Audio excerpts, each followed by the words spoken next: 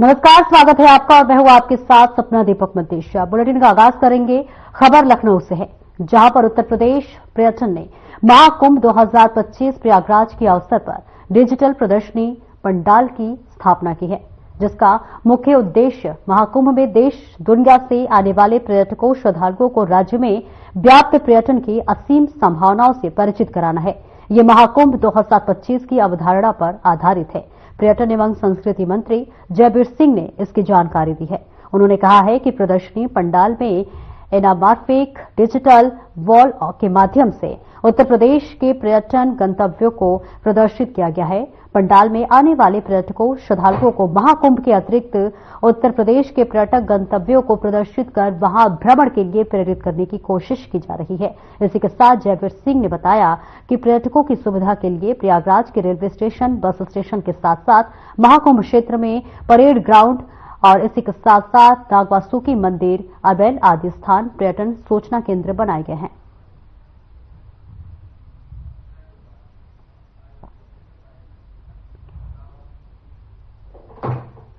और भारत के सत्य, सनातन और हिंदू धर्म के सबसे बड़े महाकुंभ 2025 का आगाज हो चुका है।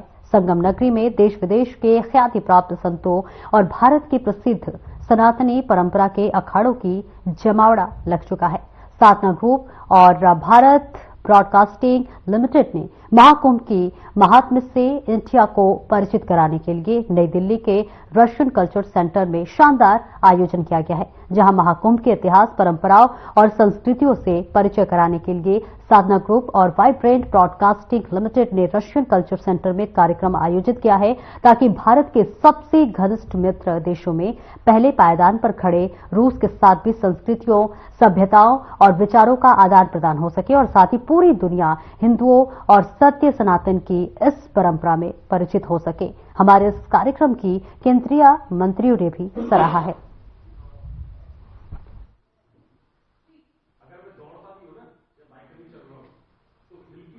रिलीजियस गुरुज ऑल्सो आचार्य शैलेश तिवारी जी, सर आपका गुरु जी बहुत बहुत स्वागत है। मैं चाहूंगा एक बार तालियों से गुरु जी का सम्मान करें। और साध्वी जी हमारे साथ मौजूद हैं। प्रज्ञा जी, आपने इनको टेलीविजन पे देखा है, बहुत प्रख्यात रूप से ये हिंदू धर्म के बारे में और आज के धर्म के बारे में अपने आप को प्रस्तुत करती है, धर्म को प्रस्तुत करती है। आपका स्वागत है। हमारे साथ डॉक्टर एनके शर्मा जी हैं, पूर्व आईबे के प्रेसिडेंट हैं, वो हमारे साथ मौजूद हैं। आपका बहुत बहुत स्वागत है। अवनी जोशी हमारे साथ आई हुई है मुंबई से, खासतौर से सिंगर है और आपके लिए जो स्पिरिचुअल गाने और रिलीजियस गाने इन्होंने गाए उसको ये आपके समक्ष रखेगी।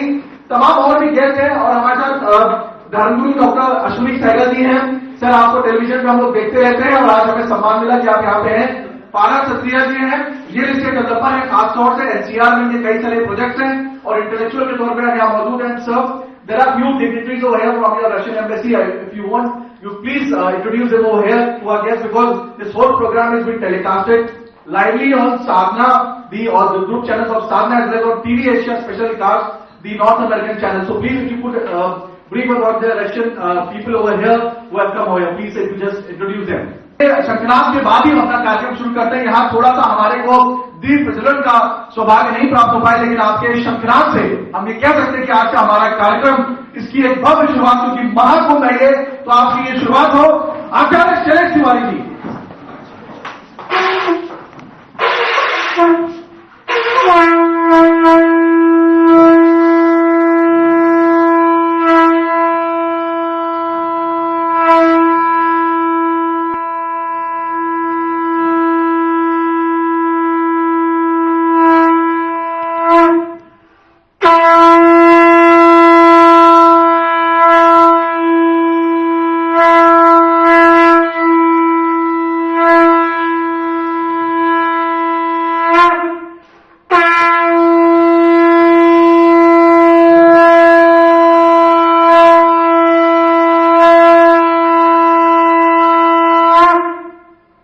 आज वहां पर बढ़ती बढ़ती वो 50 लाख की संख्या पहुंच रही है। आज जो श्रावण होता है या पर्व होते हैं उसमें 50 लाख लोग आते हैं। आज श्री राम जन्मभूमि मंदिर पर अब हजारों की संख्या में नहीं, प्रतिदिन कई लाख, 5 लाख, 4 लाख, 8 लाख और विशेष पर्वों पर तो 10-10 लाख की संख्या आती है। आज नैनिस्ट जमावड़ा बना है। आज तीर्थ विंध्याचल बहुत बड़ा गैदरिंग हुआ है वहां पर लोगों के आने का, मां के दर्शन का। तो आज मथुरा का सर्किट लुभा रहा है कृष्ण जी की लीलाओं का दर्शन के लिए। यानी अर्थ प्रबंधन, धार्मिक आस्था का प्रतिपादन उत्तर प्रदेश में, और धार्मिक आस्था के प्रतिपादन के साथ साथ बहुत बड़ा एक आर्थिक प्रबंधन है जिसमें आय का सृजन है और आस्था का, यानी अपने जो श्रद्धालु हैं उनकी संतुष्टि, यानी जनता की संतुष्टि, उपभोक्ता की संतुष्टि, और उन आयोजनों से जुड़े हुए व्यापारी हैं उसके समान बिकेगा। Rational thinking helps shape a good society. So it's a great pleasure to see all of you here who are capable, who are willing to think rationally. And let's hope that today's roundtable discussion will shape a better society, and it will be improvement in our house living. And wish you good luck for today's roundtable discussion. Mahakumbh भारतीय सनातन विरासत को जागरूक करना है, ये है महाकुंभ। अभी जैसा कि कहा भी, आप देखिए पहले जब हम कुंभ मनाते थे तो हमारे लिए कुंभ एक भारतीय परंपरा का एक पार्ट होता था, लेकिन आज महाकुंभ में जाना, महाकुंभ मनाना अपने आप में एक गौरव का विषय है। ये बहुत बड़ी बात है। And this is the change that we all are witnessing today in our country. The youth, especially the youth, I would say, is eager to go, is eager to take bath in the holy river. Why? आप जानते हैं विवेकानंद जी, जब सनातन धर्म की बात होती है तो ऋषि मुनियों की बात ना हो, संतों की बात ना हो, ऐसा हो नहीं सकता। यश को प्राप्त करते हैं, महालक्ष्मी देवी को प्राप्त करते हैं। गौदान की भी विशेष परंपरा है। अगर आप गौदान करते हैं तो वैतरणी को पार करते हैं, यानी इस भावसागर में बार बार जो जन्म और मृत्यु का जो निरंतर चक्र है उससे मुक्त होते हैं। दान किसे करें? दान का भागी कौन है? दान इस महाकुंभ में उसे करें जो सात्विक तरीके से त्रिकाल संध्या करता हो। वैसा संत या सन्यासी जो त्रिकाल संध्या करते हैं उन्हें दान करना है। जो पहले से धन से परिपूर्ण है उन्हें दान करने की जरूरत नहीं। उन्हें दान करें जो आर्थिक रूप से असमर्थ हैं। ज्यादा लोग जाएं तो अच्छा है, क्योंकि विश्व के, पूरे विश्व के बहुत सारे लोग इसमें स्नान करने के लिए जाएंगे और स्नान करने से बहुत फायदा होता है। जो भी हमारे द्वारा किए गए पाप होते हैं या वो दूर हो जाते हैं, और किए या नहीं किए वो भी पाप दूर हो जाते हैं। इसलिए वहां जाना बहुत अच्छा होता है। और अमृत कलश जब गिरा था, अमृत की जो छींटे गिरे थे 4 जगह पे, वहां पे कुंभ होता है, लेकिन 6 साल बाद। पहले तो आप सबको थैंक यू, आप लोग यहाँ बहुत शॉर्ट पीरियड में हमारे इन्विटेशन पर यहाँ पर मौजूद हैं। और ये जो हमारा कार्यक्रम है महाकुंभ को लेकर, हमारे देश में आज तक बहुत सारे कुंभ मनाए गए, लेकिन ये महाकुंभ का अवसर है, इस स्तर पर कभी मनाया नहीं गया है, तो ये हम सबके लिए गर्व की बात है। तो हमारा चैनल भी चाहता है कि इसको एक नई दिशा देकर सबके सामने हम लोग इसे प्रस्तुत करें। अपने सारे चैनल्स के माध्यम से हम सबको बताएं कि महाकुंभ और हिंदू धर्म में किस तरह से महत्वपूर्ण है, हम लोगों के लिए नहीं सिर्फ महत्वपूर्ण है, इसके बहुत सारे साइंटिफिक भी रीजंस हैं, ग्रहों की भी चाल है, जिसको आज के समय में साइंस ने भी माना है। तो उस चीज को भी हम लोग यहाँ पर सबको बताना चाहते हैं। रशियन कल्चर सेंटर में हम ये प्रोग्राम कर रहे हैं, तो यहाँ पर रशियंस का भी एक इनिशिएट रहा जो हमें प्रमोट कर रहे हैं, हमारे धर्म को प्रमोट कर रहे हैं। उसके लिए specially we are thanking to Russian culture centre. Uttar Pradesh के सम्मानीय योगी आदित्यनाथ जी के नेतृत्व में इस बार का कुंभ भव्य हो, दिव्य हो, भारत की संस्कृति से, भारत के आध्यात्म से देश दुनिया के आने वाले। पहले तो ब्रिजमान जी आपका आभार व्यक्त करना चाहता हूँ कि आपने इस पवित्र महान आयोजन के विषय में ये चर्चा, चिंतन, पूज्य संतों की उपस्थिति, वो भी रशियन कल्चर सेंटर में, तो मैं सबसे निवेदन करूंगा कि आपके लिए तालियां हो जाए।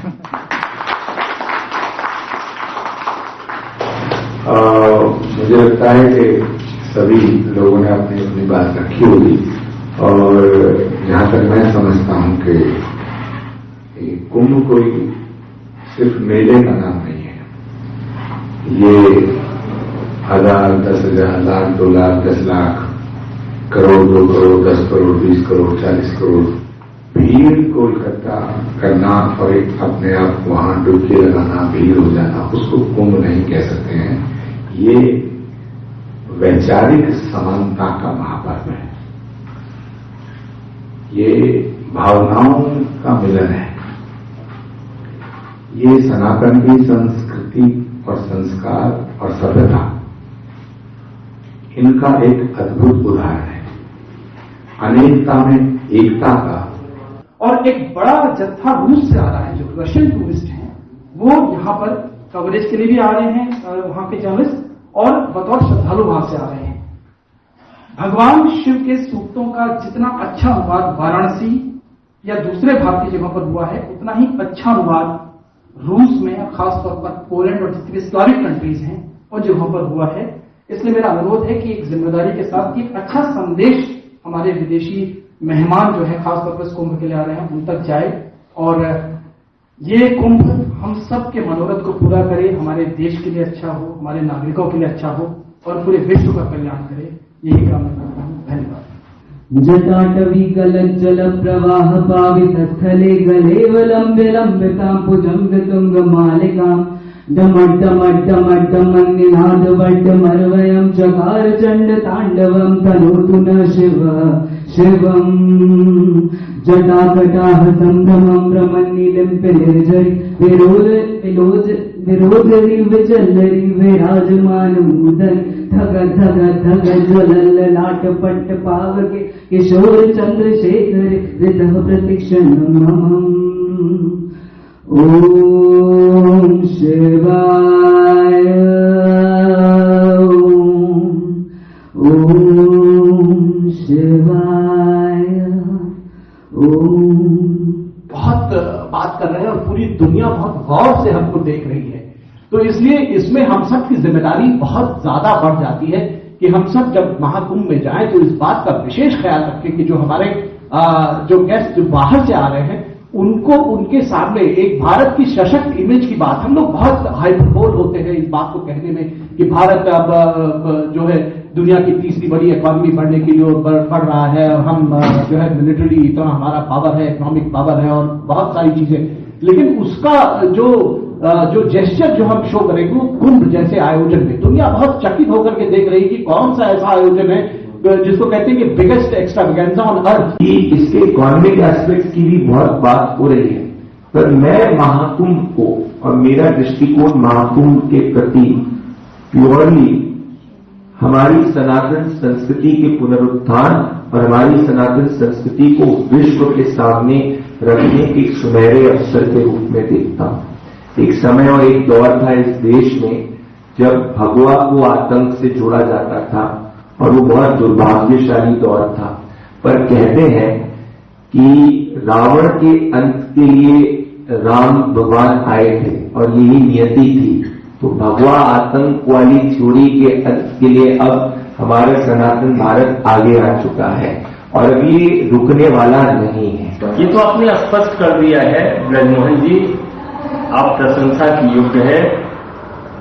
साधना चैनल हो या ब्रजमोहन जी हो कि जो आपने जागृति फैलाने का काम किया है, इसे जो धरती का महापर्व घोषित किया है, ये हर आदमी के भीतर स्पंदन का रूप ले लिया है और इससे निश्चित तौर पे विश्व के इस ऐतिहासिक महाकुंभ को सफलीभूत करने में हम सब भारतवासी सफल होंगे। आपको इसके लिए बहुत बहुत शुभकामना है, क्योंकि यह महाकुंभ इतने वर्षों बाद आता है कि हर व्यक्ति के जीवन का एक अद्भुत क्षण है। मैं सेशन को शुरू करना चाहता हूं खासतौर से, और जैसे कि आप हमने बताया कि सेशन में हमने संतों के साथ इंटेलेक्चुअल्स अलग अलग क्षेत्रों के जो लोग हैं उनको भी हमने बुलाया है और इसी कड़ी में डॉक्टर एन.के. शर्मा जी हैं, IMA के प्रेसिडेंट रह चुके हैं। डॉक्टर साहब, क्योंकि सब लोग अपनी बात रख रहे हैं और हर व्यक्ति का समय बहुत कीमती है, मैं चाहूंगा कि हालांकि शब्द कम होते हैं इस बड़े आयोजन के बारे में बोलने के लिए, लेकिन कम शब्दों में कोई बात हम अपनी रख सकें यहाँ पे, तो कृपया आप रखें और हम जिससे कि सबको अवसर याद दे सकें। और आज भी सभागार में उपस्थित सभी प्यारे साथियों, जैसे आप सब लोगों को जानकारी है कि महाकुंभ का जो पर्व है, जो कि आदरणीय प्रधानमंत्री और मोदी जी के मार्गदर्शन में इस वर्ष उत्तर प्रदेश के प्रयागराज में अभी बहुत कई महीनों से सारी तैयारियां चल रही थी। अभी शायद पहला स्नान अभी जल्दी ही शुरू होने वाला है, जो भी हमारे संत महाराज जी ने भी बताया था थोड़ी पहले। लेकिन ये महाकुंभ का जो पर्व है 12 वर्ष में ही क्यों आता है, इसके पीछे भी कुछ न कुछ लॉजिक है। वैसे तो संत हमारे जो समाज के लोग बैठे उन्होंने बहुत कुछ कहा है, उसमें हम जैसे डॉक्टर्स को कुछ कहना है कुछ ही नहीं है, लेकिन छोटी सी मेरी जानकारी में है, तो हो सकता है मैं इसमें गलत कहूं तो मुझे माफ करना। जैसे कि मुझे जानकारी है और जो आप संतों के द्वारा थोड़ा बहुत ज्ञान मिला, एक हमारे धर्म ग्रंथ और पुराणों के अनुसार सबसे पहले ब्रह्मा जी ने यदि हवन का आयोजन किया था, तो बहुत बहुत धन्यवाद मेरे को बुलाया आप लोग, और मेरे को ये बहुत खुश हो गया इस बार, इस साल भर में सबसे ज्यादा बड़ा लोग बहुत मेहमान लोग आ रहे हैं, हमारा लोग भी है, फॉरेन जर्नलिस्ट भी आज कवर करने के लिए आ रहे हैं, तो इसलिए ये तो सारी दुनिया का मालूम हो गया इंडिया में कितना मतलब ये मशहूर है। जैसे 6 साल हो रहे हैं, 12 साल हो रहे हैं, तो अभी लोग कह रहे हैं हमारे के लिए 12 साल क्या होता है, तो मैं ये समझाना पड़ेगा लोग आने से पहले इसमें क्या फर्क पड़ता, क्यों इस बार है, और ये हिंदुस्तान में मतलब ये उसकी माइथोलॉजी जो फिलोसफी से बिहाइंड है, what is the reason behind something related to the global changes. 17वीं शताब्दी में पहली बार वेन-सांग एक चीनी यात्री हुआ करता था, उसने कुंभ के बारे में पहली बार उसने एक मैं कहूंगा कि लिखा, उसने दस्तावेजी रूप में पहली बार उसने लिखा। और उसने लिखा क्या, उसने लिखा कि कन्नौज का एक राजा था हर्षवर्धन, इतिहास के जो लोग पढ़े होंगे वो जरूर जानते होंगे। हर्षवर्धन कुंभ में जाते थे और 6 साल बाद अर्धकुंभ और कुंभ लगा करता था, जैसा बताया गया।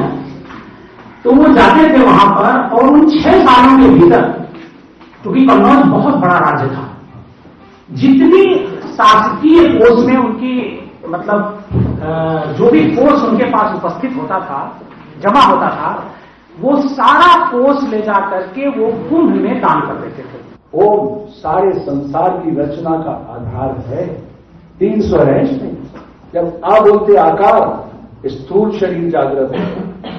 जब ऊ बोलते उकार, अनाहत बिना टकराव के ध्वनि उत्पन्न करता है। जब बोलते मां मणि पूरा चक्र खुलता, प्राणापान का हवन करता है, तब प्रकृति अपने दिव्य स्वरूप का दर्शन देती है। क्या कहती है, पूरा गीत नहीं सुनाऊंगा, समय लंबा हो जाएगा। ये अंतिम चरण है, उसका अंतिम बंध है, जिसमें प्रकृति संचालक मानव से अपील करता है, भारत भूमि पे ऋषियों से कहता है, ऋषियों से, मेरी बगिया के मालिक तुम। प्रकृति संचालक कह रहा है कि मैं बोलूंगा नहीं, मैं तो मौन से उपस्थित हूं। और हम जानते हैं कि ये स्वभाव हमें आगे नहीं प्राप्त होगा, तो इस उत्सव को सिर्फ उत्सव न रखिए, हम इस उत्सव को बड़ा उत्सव बनाते हैं।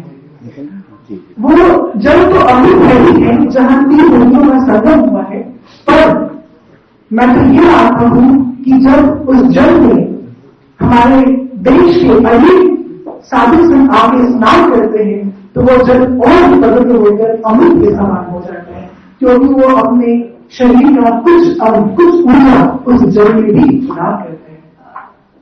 तो हम साक्षी हैं इस उत्सव के, जिस तरीके से उन्होंने कहा कि हम अपने साथ अगर 5 लोगों को लेके जाते हैं, तो शायद हम बहुत बड़ा योगदान देते हैं किसी शुभ कार्य की ओर।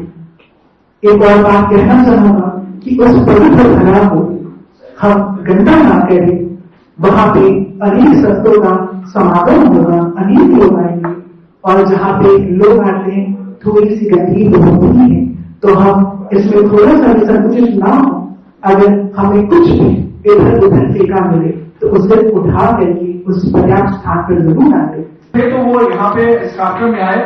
अच्छा, आप मॉस्को में रहे, हम रशियन कल्चर सेंटर में प्रोग्राम कर रहे हैं और रशियन एम्बेसी ने खास तौर से हमें यह अवसर दिया और हमारी उनसे बातचीत, क्योंकि ये माना जाता है कि जो पुतिन है वो प्रो भारत उनको माना जाता है, और उन्होंने इससे पहले जब उनके गुरु यहाँ पे आए अलेक्जेंडर डुगिन, तो भी उन्होंने बहुत सारे धर्म की, अध्यात्म की, कल्चर की बात की। आप मॉस्को में आ रहे हैं, क्या कहना चाहेंगे आप कि उनको धर्म और आस्था उनकी भारत के प्रति कैसी, उसके बारे में हमारे जो यहाँ विशिष्ट अतिथिगण हैं उनको प्लीज कृपया बताएं। सभी को मेरा नमस्कार। मैं मॉस्को में रहा, उनकी भी बहुत ज्यादा जो अटैचमेंट है स्पिरिचुअलिटी को लेकर बहुत डीप है हमारी तरीके की। और मैं एक कोलैबोरेशन में माउ रीजन में आए थे और बहुत जगह पे उन्होंने मेडिटेशन किया था, जैसे कसार देवी वहां पर मेडिटेशन किया था। तो हम एक कोलैबोरेशन कर रहे हैं रूबिन यूनिवर्सिटी के साथ, सोमन सिंह जीना यूनिवर्सिटी का, जहां की एक विवेकानंदा सेंटर हम खोल रहे हैं, तो उसके थ्रू हम स्पिरिचुअल कोलैबोरेशन कर रहे हैं। मैं चाहूंगा क्योंकि हमारे साथ तमाम दर्शक और भी मौजूद हैं यहाँ पे जो बैठे हुए हैं। सबसे पहले मैं चाहूंगा टीवी एशिया की जो हमारी प्रतिनिधि है रुचि नेहरा, क्योंकि आपने इस आयोजन के बीच में आपने रखा, मैं चाहूंगा 2 शब्द आप ही बोले, फिर मैं अपने गेस्टों के बीच में जाऊंगा। माइक वहां पे होगा, मैं चाहता हूं कि वो माइक को कृपया दिया जाए। और आप भी क्योंकि महाकुंभ का आयोजन कर रहे हैं, आपने तमाम इस पूरे उसमें समागम में आप रही यहाँ पे, क्या 2 शब्द आप कहना चाहेंगे, कृपया ब्रीफ में कहें आप। हाँ, उसको ऑन करें। Thank you everyone. I'm Ruchi from TV Asia and Sadhana Group, and I want to welcome you all. Some of our guests are on very short notice, and I'm really keen to hear you all. It's such an insight and very amazing information. Thank you. धन्यवाद। आपने महाकुंभ के बारे में, उसको हम कह सकते हैं कि उसके जन्म से लेकर के वर्तमान परिस्थिति में जिस प्रकार से आपने उसका उल्लेख किया, हम सब आपका बहुत बहुत धन्यवाद देता हूं। मैं चाहता हूं सब लोग एक तालियों के साथ उन सबको धन्यवाद दे दें, बिकॉज इतना अच्छा the way I would just like to tell my the colleagues over here from the Russian embassy, so you can just understand the way he has explained. I hope you would have understood some in Hindi also, because as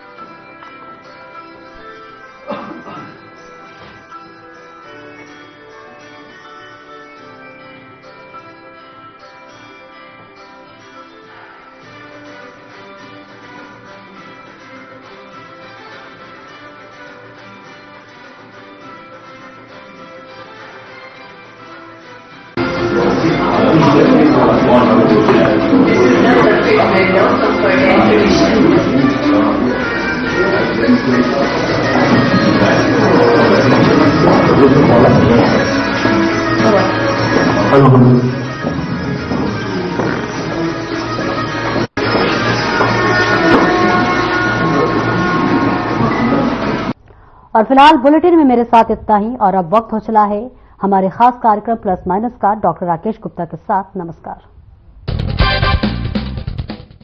दोस्तों, आज का विषय हर किसी के मन को विचलित